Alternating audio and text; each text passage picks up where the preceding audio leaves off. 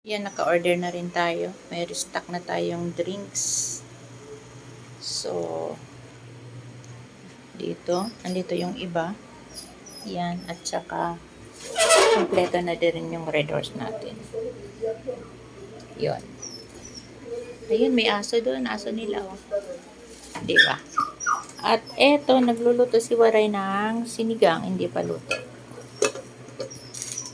Hindi pa tayo nag-almusal, kaya nagugutom tayo. Antayin natin maluto yung ano ni Waray. So bukas, pag hindi umulan, siguro malengke na rin tayo para may stock na rin tayong bigas at saka yung iba nating paninda. Yan kung napupunan nyo, medyo may mga bakante, wala na tayong gatas. So ayun, downin natin, kukunti na. May stock pa rin naman tayong sabon. Ayun doon. Kaya lang yung ating ibang paninda, almost ubos na. Yung Alfonso natin sa ilalim, ilan na lang.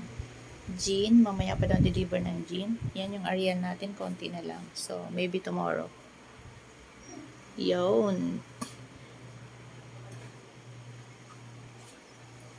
And of course, yung ating Yossi pala, kukunti na lang. Ayan, oh.